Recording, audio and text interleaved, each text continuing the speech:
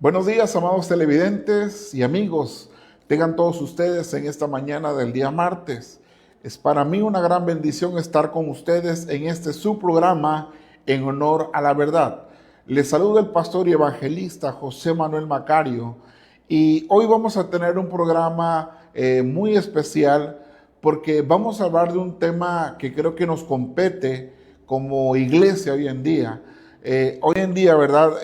Sabemos que estamos en los últimos tiempos y que el Señor está próximo a venir por los suyos, por su iglesia, y es necesario que como iglesia nosotros reconozcamos cuál es nuestra identidad, sepamos dónde estamos parados y cuál es la visión o el propósito de Dios para nuestra vida.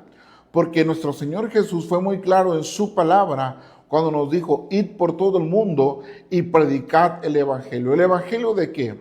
El Evangelio redunda en la obra redentora de Cristo, en ese amor expresado de Dios mediante su Hijo viniendo a una cruz y morir de una manera tan terrible para que ustedes y yo no vayamos a un lugar de tormento eterno. Prácticamente, en pocas palabras, centralmente ese sería el mensaje del Evangelio.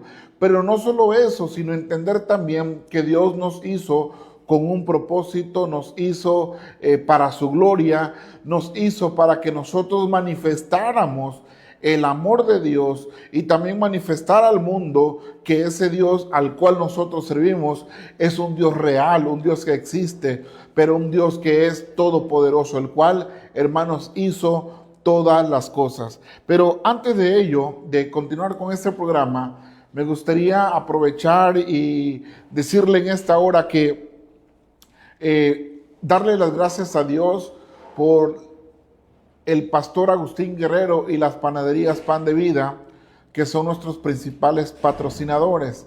Gracias a ellos que han tenido la visión de sembrar en el reino de Dios, dando una línea de comunicación como es este canal, Canal 8, Tu Nueva Visión. También Dios bendiga grandemente a los directivos, a los dueños de este canal. Y por medio de este espacio televisivo predicamos el Evangelio. Así que apoye las panaderías Pan de Vida, porque por medio de ese recurso es que nosotros tenemos este espacio. No solo yo, sino todos los pastores y ministros que compartimos el mensaje en este canal, Canal 8. Así que acuda a cualquiera de las dos sucursales, la que está en la carretera Vía Corta, Comalcalco, Cunduacán, kilómetro 22, donde era antes la prepa antigua enfrente. Ahí puede degustar de un pan delicioso. También lo puede hacer en la siguiente sucursal que se encuentra en la carretera Comalcalco, Chichicapa, enfrente de las colonias Villas de Oriente. Ahí puede degustar de un rico pan donde también se le estará obsequiando una taza de café.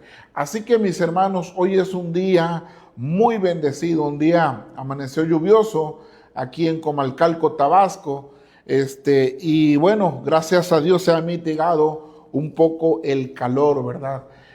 Vamos a iniciar con este programa entonces en honor a la verdad y hoy vamos a hablar, hermanos, acerca de la iglesia de Jesucristo.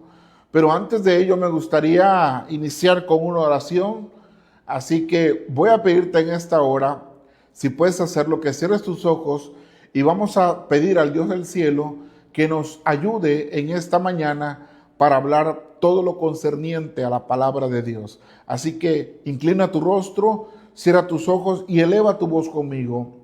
Padre Santo, en el nombre de Jesús, en esta mañana nos acercamos delante de ti, ante el trono de tu gracia y de tu misericordia, para pedirte, Señor, primeramente por este día, Señor, que tú nos ayudes en este programa, que vamos a compartir tu palabra, que me des el entendimiento y las palabras correctas que mi audiencia, Señor, va a recibir en esta hora.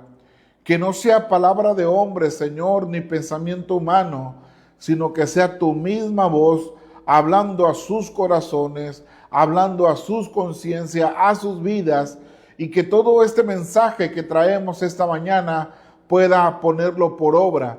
Todo esto, Señor, te lo pedimos en el nombre de Jesús. Amén y amén. Bien, mis hermanos, es de verdad una gran bendición estar esta mañana con ustedes. Me gustaría tomar un momento y compartir el link de esta transmisión, porque también estamos transmitiendo totalmente en vivo, hermanos, desde Facebook. Entonces, vamos a compartir el link, algunos contactos de personal que tengo aquí de WhatsApp, y también lo haremos en mis redes sociales. Muy bien, denos unos segundos nada más y en un momento más estaremos iniciando este mensaje.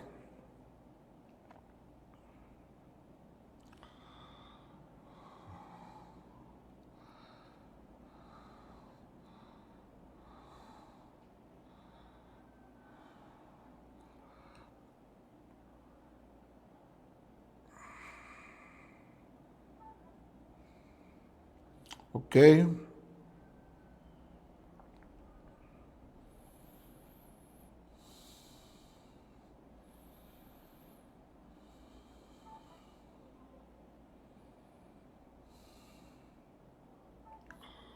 Ok, creo que con eso es suficiente. Muy bien.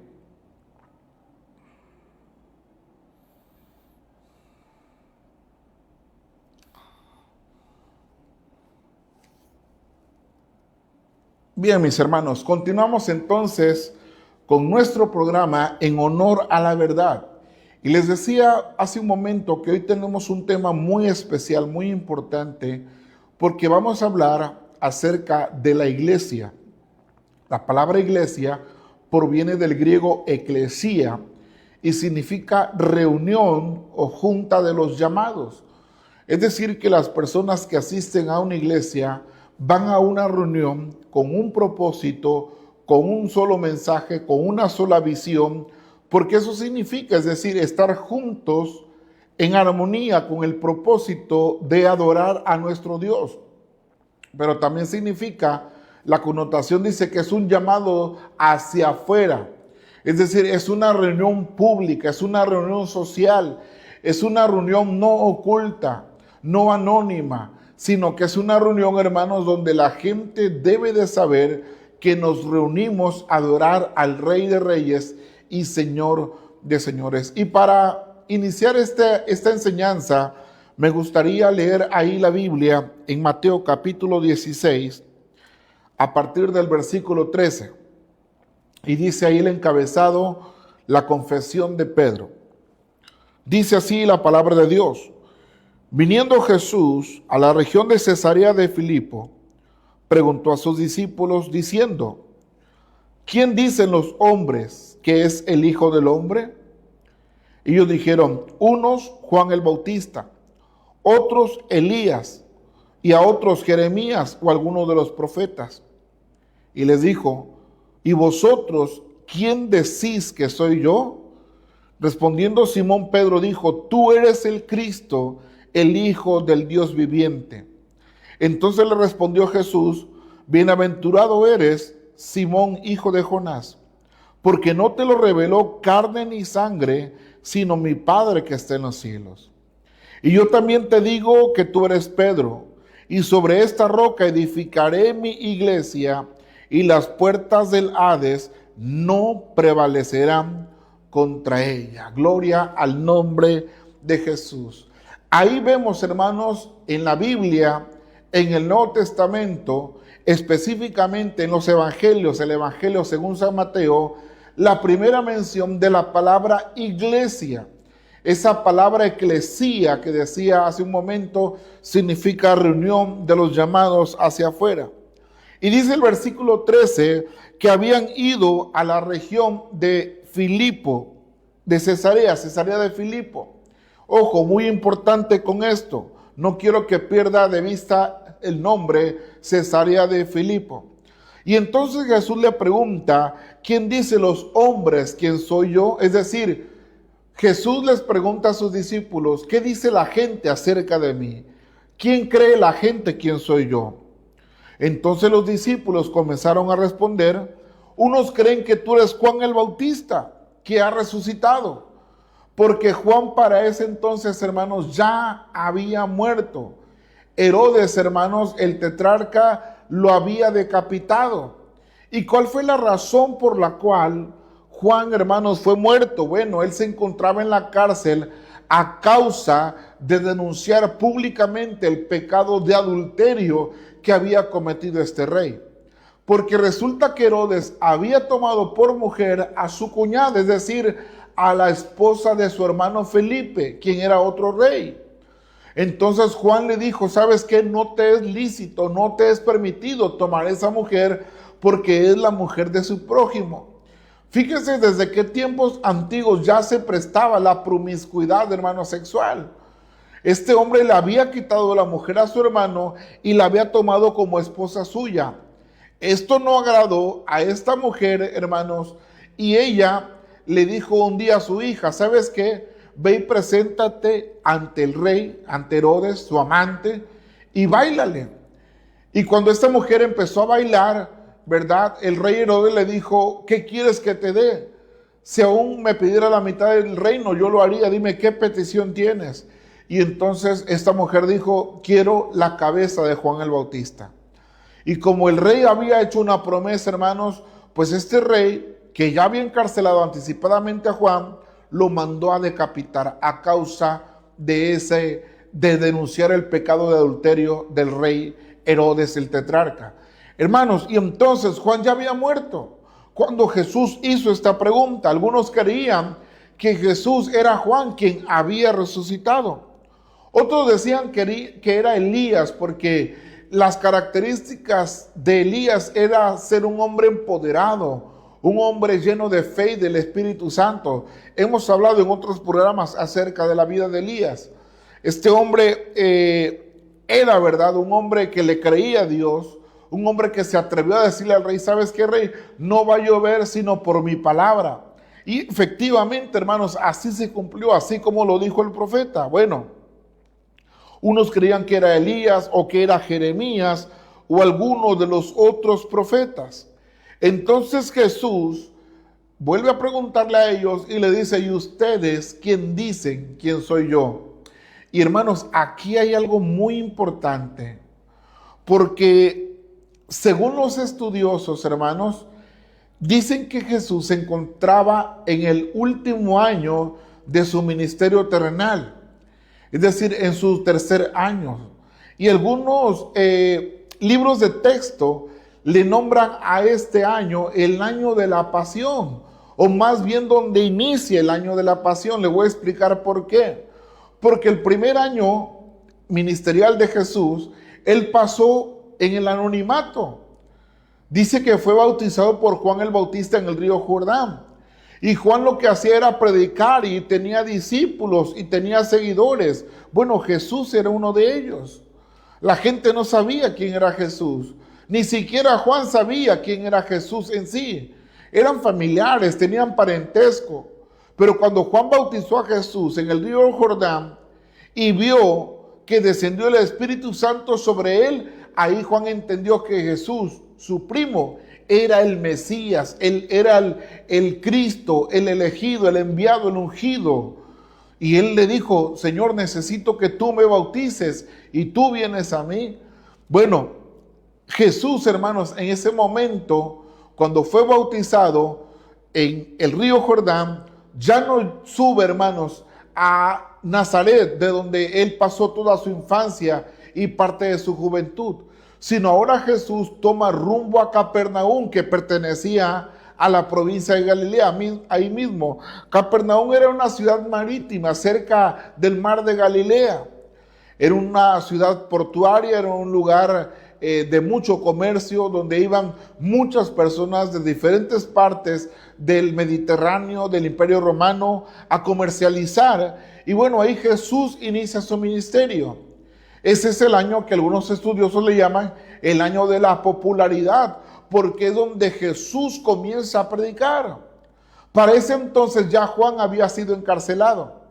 Bueno, cuando Juan es muerto, es decapitado, entonces Jesús comienza su tercer año de ministerio, que es el que mencionaba en un principio como el ministerio o el año de la pasión. ¿Por qué le llamamos el año de la pasión? Porque fue desde ese tercer año donde Jesús comenzó a anunciar su muerte.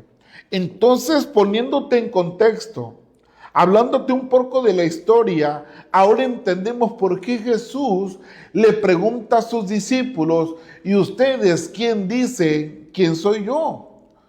Lo que da por manifiesto que Jesús quería que ellos estuvieran seguros de a quién estaban siguiendo, que Jesús entendieran quién era el que los había llamado, que ellos entendieran, hermanos, quién era el maestro, que era Dios mismo.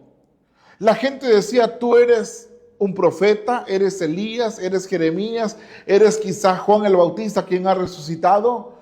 Pero lo cierto es que Jesús quería dar por manifiesto a la gente que Él era el Cristo, el ungido. Y sabe que hasta el día de hoy hay mucha gente que tiene a Jesús como un gran maestro, lo tiene como una persona benévola, como una persona que hizo muchos bienes, pero hasta ahí nada más. Algunos creen que Jesús sí fue un hijo de Dios, pero a manera de ser creado por Dios. Pero hermanos, la Biblia dice claramente que Jesús es el Dios no conocido, el Dios que nosotros no conocíamos, pero que ahora conocemos por medio de Jesucristo. Hermano, fíjese, esto es muy importante porque Jesús les dice: ¿quién dicen los hombres quién soy yo? Y ellos comienzan a responder. Unos creen que tú eres Jeremías, que eres Elías, y luego les dice: ¿y ustedes quién dicen quién soy yo? Y entonces dice el versículo 16 que Pedro, en ese entonces era Simón, le dijo: tú eres el Cristo, el Hijo del Dios viviente. Y esa palabra Cristos proviene del griego que significa ungido, es decir, el Mesías, el elegido. Mesías viene del hebreo Mesiah, que significa el ungido, y Cristos es griego, que significa igualmente el ungido. En otras palabras, Pedro le estaba diciendo a Jesús: tú eres el Mesías, tú eres el enviado, tú eres el elegido, tú eres el Dios prometido, eres el Salvador del mundo. Eso es lo que Pedro estaba declarando, pero hermanos, no eran cualquier palabra. Porque, hermanos, decirle a alguien tú eres el Mesías y no serlo, eso, hermanos, significaba una condena de muerte, porque era una blasfemia fuerte delante de Dios. Pues Pedro declaró y dijo: tú eres el Cristo, el Hijo del Dios viviente. Y entonces en el versículo 17, Jesús le responde: bienaventurado eres, Simón, hijo de Jonás, porque no te lo reveló carne ni sangre, sino mi Padre que está en los cielos. Jesús le dice bienaventurado, y la palabra bienaventurado significa 3 veces feliz. Otros dicen que significa 7 veces feliz. Y entonces Jesús dijo: eres feliz, Simón, hijo de Jonás, porque no te lo reveló ninguna persona en la tierra, sino fue fue iluminación del Espíritu Santo, porque mi Padre es quien te lo ha revelado. Y en el 18 le dice: y yo también te digo que tú eres Pedro, y sobre esta roca edificaré mi iglesia, y las puertas del Hades no prevalecerán contra ella. ¿Cuántos glorifican a Dios? Jesús, hermanos, hace una gran declaración. Y entonces a Simón, hijo de Jonás, le pone por sobrenombre Pedro. Ahí es donde se instituye a Simón el nombre de Pedro. La palabra Pedro proviene del griego Petros, que significa piedra. Jesús le dice: yo también te digo que tú eres Simón, hijo de Jonás, y ahora tu nombre, ¿sabes qué? Será Pedro o piedra. Y sobre esta roca edificaré mi iglesia, y las puertas del Hades, dice, no prevalecerán contra ella. Las puertas de la muerte, las puertas del Hades no prevalecerán contra ella. Hermanos, este versículo es tan fundamental para nosotros como la iglesia de Cristo, porque aquí dice la Escritura principalmente que la iglesia es de Cristo, que Cristo es quien la fundamenta, que Cristo es quien elige, que Cristo es quien salva, que Cristo es quien otorga el perdón, Cristo es el que restaura, Cristo es el que nos amó en la cruz, por la cual Él se entregó a sí mismo para el perdón de nuestros pecados. Pero no solo eso, hermanos, sino que es Cristo quien edifica, es Cristo quien hace crecer, es Cristo quien da la prosperidad, es Cristo quien añade las bendiciones cada día a su iglesia. Y otra gran declaración es que dice que las puertas del Hades o del mismo infierno no prevalecerán, es decir, no podrán vencer, no podrán destruir, no podrán hacerle frente a la iglesia.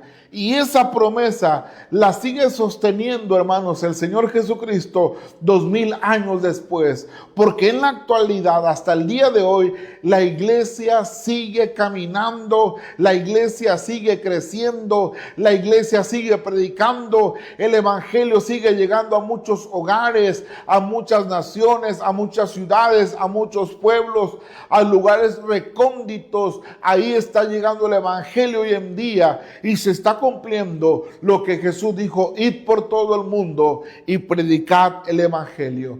Y a pesar que en diferentes años, en diferentes épocas de la historia, en diferentes generaciones se han levantado hombres tratando de destruir la iglesia, no han podido ni podrán hasta el día de hoy, porque Jesús tiene en sus manos a los que son suyos y sigue edificando y dirigiendo e instruyendo a su iglesia. Dijo Jesús: mis ovejas oyen mi voz, me conocen y me siguen. Así que, hermanos, esa es la iglesia de Jesucristo, la iglesia verdadera. Pero algo, hermanos, que también se presta a controversia es que este versículo, algunos tergiversan la interpretación y dicen que en ese versículo Jesús está nombrando a Pedro como el primer papa. La palabra papa significa sumo pontífice, es decir, el puente entre Dios y los hombres. Pero, hermanos, la palabra de Dios es clara y dice en 1 Timoteo capítulo 2 versículo 5 que hay un solo mediador entre Dios y los hombres. No hay más mediadores, hermanos. No hay santos mediando. No hay María, no hay San Judas, no hay San Pedro, no hay San Francisco de Asís. No hay ningún santo mediador, hermanos. La Biblia dice: hay un solo mediador entre Dios y los hombres y su nombre se llama Jesucristo. No hay más. Y en ningún otro nombre, Hechos 4:12, hay salvación. En ninguno otro dice, porque no hay otro nombre debajo del cielo, es decir, en toda esta tierra, dado a los hombres, a los seres humanos, en el cual podemos ser salvos, sino únicamente en el nombre de Jesucristo, hermanos. Y Jesús dijo: yo soy el camino, no hay más caminos, no hay tres caminos, no hay dos caminos. Un solo camino y se llama Jesús. Y soy la verdad, dijo Jesús, y soy la vida. Y nadie, dice la Escritura, nadie puede llegar al Padre si no es a través de Jesucristo. Hermanos, entonces, este versículo se presta a confusión porque algunos creen que Jesús está nombrando a Pedro como el primer papa. Ellos lo que entienden es que Jesús está diciendo: sobre ti, Pedro, que eres la roca, edificaré mi iglesia. Y en primer lugar, hermanos, la iglesia no puede estar fundamentada sobre la vida de ningún hombre, porque un hombre es incapaz de poder llevar, hermanos, las cargas de la iglesia. Un hombre no puede ser el fundamento de una iglesia, porque un hombre es falible. Un hombre comete errores, un hombre es débil, un hombre constantemente está pecando. Hay pecado de transgresión y pecado de omisión. Constantemente estamos fallando a Dios, hermanos. Y que Dios tenga misericordia de cada uno de nosotros. Pero les voy a decir algo aquí, hermanos. Algunos comentaristas dicen que cuando Jesús dijo, y sobre esta roca edificaré mi iglesia, Jesús se refiere a sí mismo como la roca. Es decir, sobre mí, dijo Jesús. Y esto tiene algo de razón, hermanos, porque Pedro, cuando predica su primer sermón, dice, aquella piedra que ha venido a ser desechada por ustedes, que desecharon los hombres, ha venido a ser, dijo Jesús, la cabeza del ángulo. Hermanos, así que fíjese, es muy importante esto. Jesús es la roca. Pero hay algo más de historia aquí, hermanos, porque Jesús, esta declaración la hizo en Cesarea de Filipo, lo dice el versículo 13. Llegaron a la región de Cesarea de Filipo. Ahora, en Cesarea de Filipo, hermanos, había mucha idolatría. Había mucha adoración a deidades, a dioses paganos.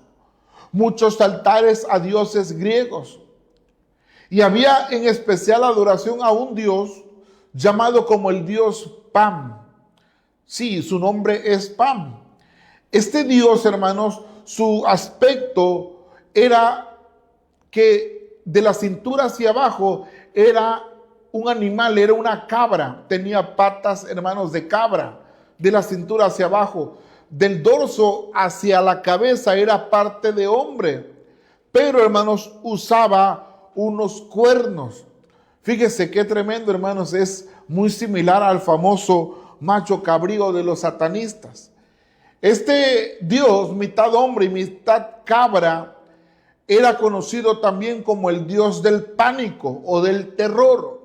De ahí se deriva el nombre Pan o pánico. Bueno, este dios, hermanos, se le adoraba en muchos lugares de Cesarea de Filipo, tenía muchos altares. Y ahí en Cesarea de Filipos había una cueva, hermanos, conocida como las puertas del infierno. Según decía la mitología, hermanos, griega, que en ese lugar, hermanos, era una puerta del inframundo, donde demonios subían y bajaban a esta tierra por medio de esa puerta. Esa era la creencia. Y hermanos, como se adoraba al dios Pan, tenía relación para llamarle las puertas del infierno. Ahora, algo que quiero mencionarte es que sobre esa cueva había una roca gigantesca, hermanos, que usted puede consultar en internet, puede ir y teclear ahí o en el touch de su celular, poner puertas del infierno y se va a dar cuenta que esa cueva está debajo de una gran montaña rocosa. Entonces, hermanos, dicen algunos estudiosos, y esta es la teoría que yo más creo, que cuando Jesús dijo, y sobre esta roca, estaba hablando metafóricamente de aquella montaña rocosa donde estaba la cueva. Dijo, sobre esta roca edificaré mi iglesia. ¿Por qué usó esa metáfora Jesús? Porque era, hermanos, lo más grande y prominente que había en ese momento en aquella ciudad, la ciudad de Cesarea de Filipo. Así que Jesús señaló quizá aquella piedra, aquella montaña rocosa y dijo, sobre esta roca edificaré mi iglesia. Una roca gigantesca, imponente, hermanos, una fortaleza impenetrable. Dijo, y las puertas del Hades, ahora, las puertas del infierno, señaló seguramente esa cueva, hermanos, que está debajo de la roca. Y si usted tiene una visión, vista así visionaria, pareciera ser que la roca está aplastando la cueva. Pareciera ser que la roca está sobre aquella cueva. Hermanos, es una gran reflexión, es una gran enseñanza, una gran metáfora cuando Jesús dijo, las puertas del Hades no prevalecerán contra mi iglesia, porque la iglesia de Cristo está por encima de las mismas puertas del infierno. La iglesia de Cristo está sobre, está arriba, está delante, es invencible la iglesia de Cristo. Cristo. Y hermano, ustedes y yo somos la iglesia de Jesús. Es por eso que el día de hoy estás vivo. Es por eso que el día de hoy puedes escuchar esta enseñanza. Porque hermanos, Cristo sigue edificando esa iglesia. Por eso Dios ha sido lento para la ira y grande misericordia. Porque no quiere que tú te pierdas, sino que usted, hermano o hermana, proceda al arrepentimiento genuino delante de Dios. Así que, hermano, yo me gozo con esta palabra. Y vamos a continuar, hermanos, pero vamos a ir a un corte comercial primero. Vamos a ir y vamos a continuar con nuestro programa en honor a la verdad. Vamos a un corte comercial. Bien, mis hermanos, continuamos con nuestro programa en honor a la verdad. Y estamos hablando acerca de los fundamentos de la iglesia. Es decir, cómo fue su génesis, cómo fue su principio, su origen. Y vemos cómo Cristo es quien devela, confiesa y profetiza que Él iba a edificar su iglesia y que las puertas del infierno no iban a poder vencer, no iban a poder hacerle frente a la iglesia. ¿Por qué? Porque la iglesia es de Cristo.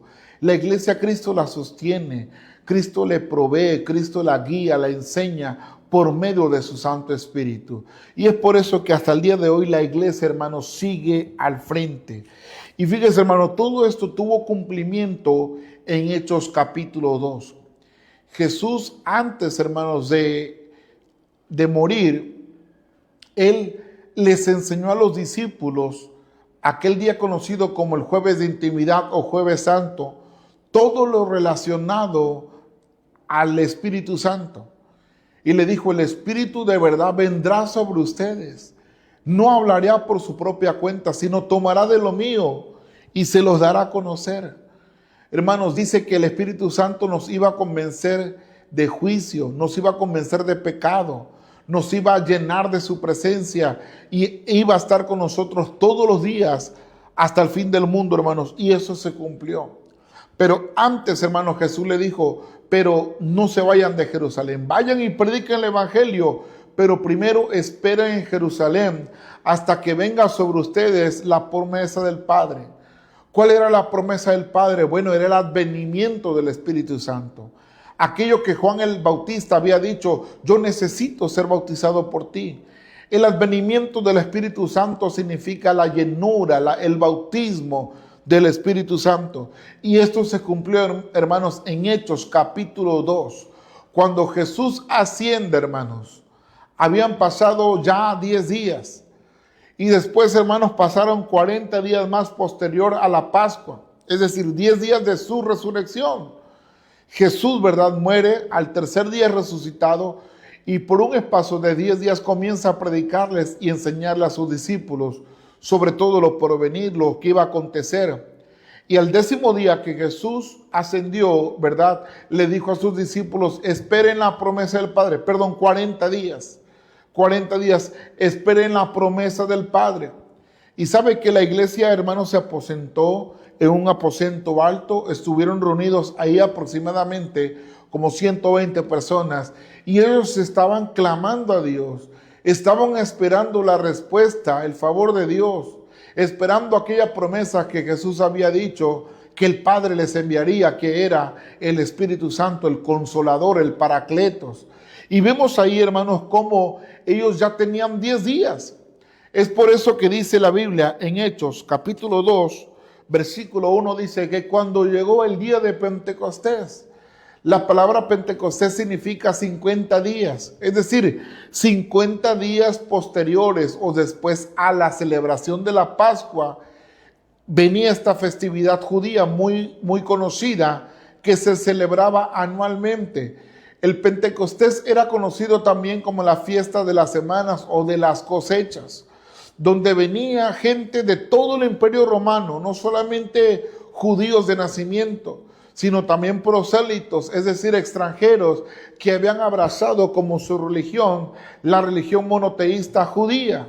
Y hermanos, ellos habían ido a celebrar a Jerusalén el día de Pentecostés.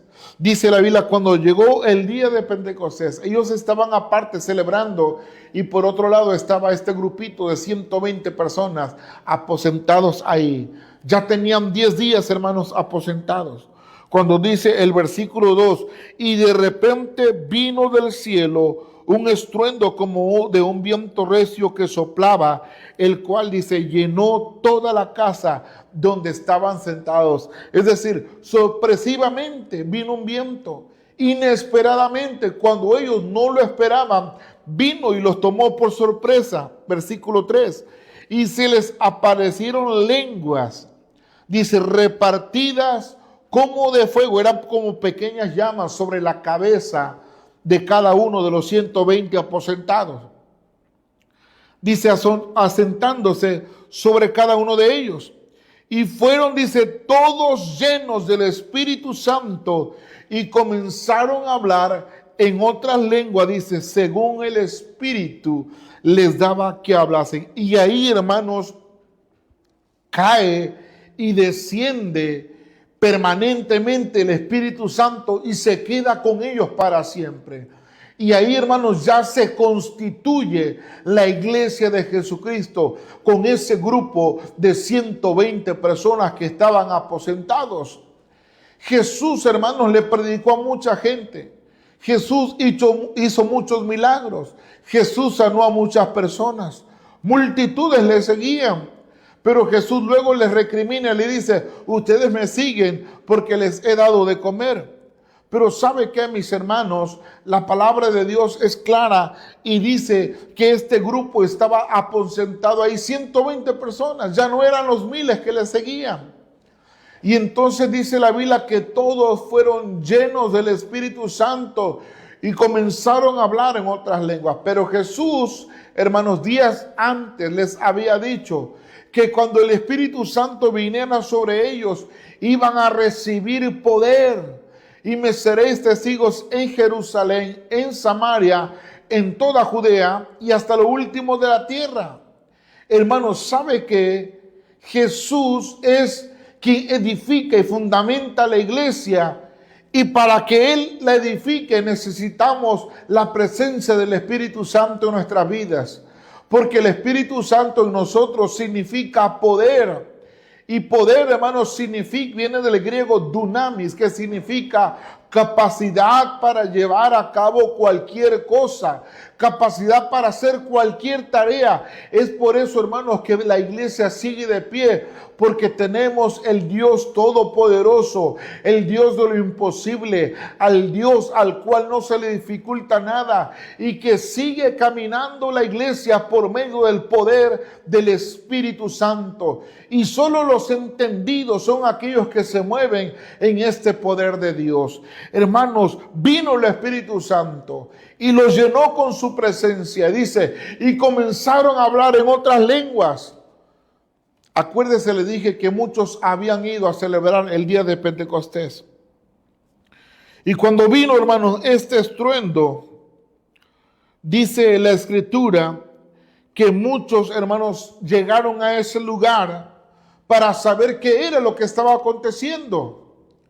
Estaban sorprendidos, hermanos, y dice que la gente les oía hablar en sus propias lenguas. Versículo 9, porque había partos, medos, elamitas y gente que habitaba, hermanos, en Mesopotamia, en Judea, en Capadocia, en el Ponto y en Asia.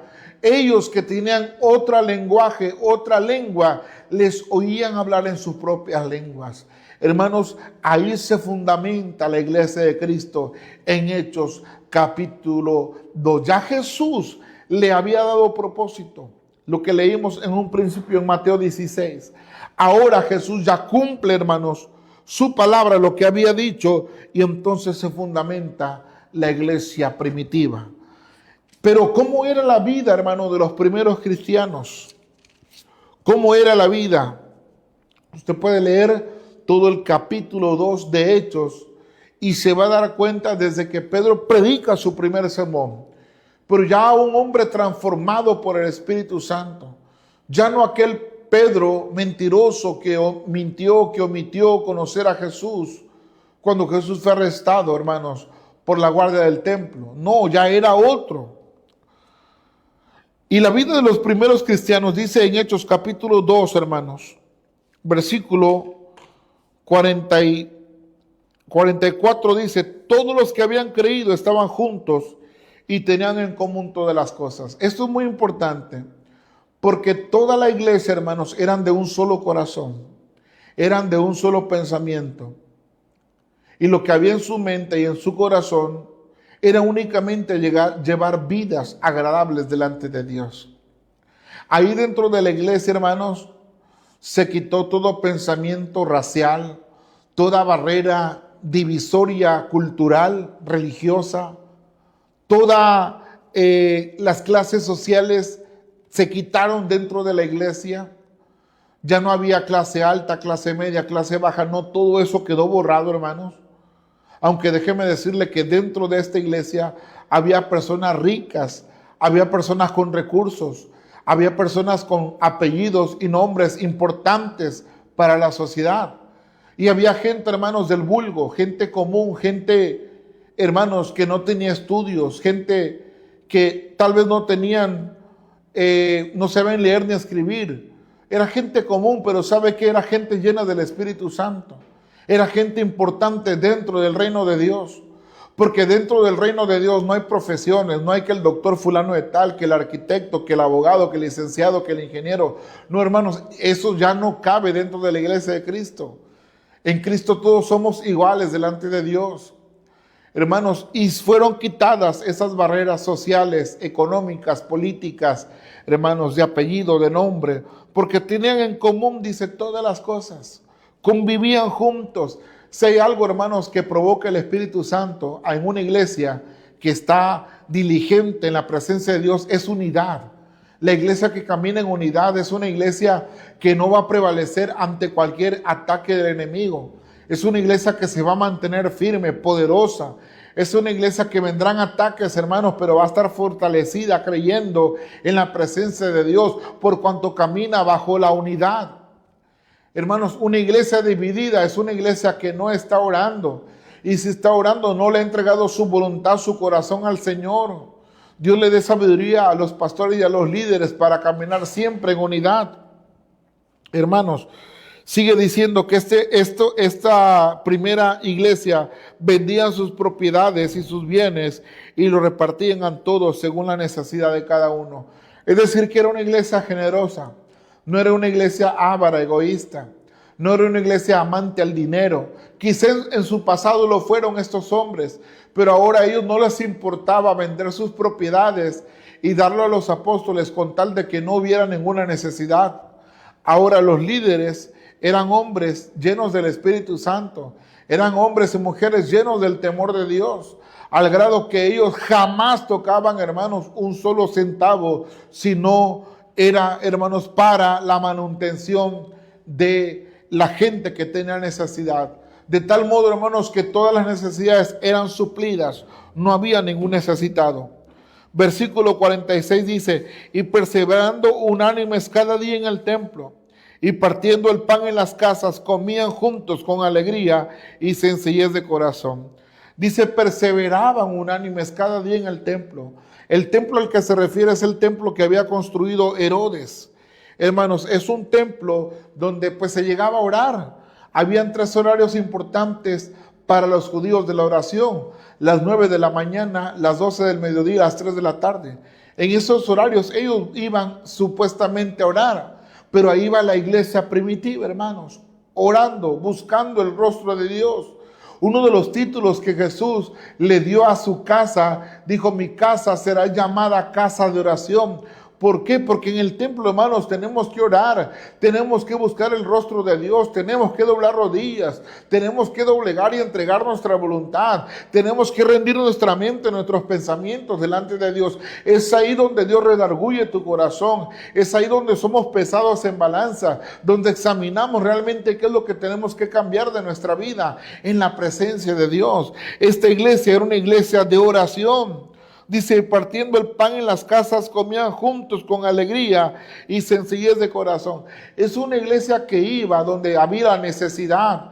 Hoy en día muchas iglesias dentro de su plan de trabajo no tienen el evangelismo, ya no visitan casa por casa, ya no hacen cultos y ya no hacen oración en lugares públicos. Hermanos, la iglesia primitiva iba a las casas y ahí se daba cuenta de la necesidad y compartían el pan, compartían el alimento con sencillez de corazón.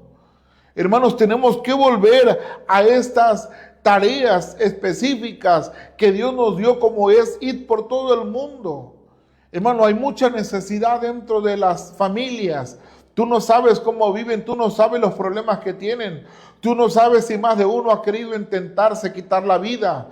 Pero si tú llegas ahí con el evangelio, con el mensaje de esperanza, Dios puede cambiar esa vida, puede cambiar a esa persona. La iglesia primitiva iba a las casas, hermanos. Dice, alabando a Dios. Qué importante es adorar a Dios en todo momento. Qué importante es ser agradecido con Dios. Hermano, estás bendecido, dale gracias a Dios. Hermanos, estás en escasez, dale gracias a Dios. Hay trabajo y abundancia, glorifica a Dios. No hay trabajo y hay escasez, glorifica a Dios. Hay salud, bendice el nombre de nuestro Dios. No hay salud, bendice también el nombre de nuestro Dios. Hermanos, tal vez las cosas no van como tú quieres, bendice el nombre de nuestro Dios.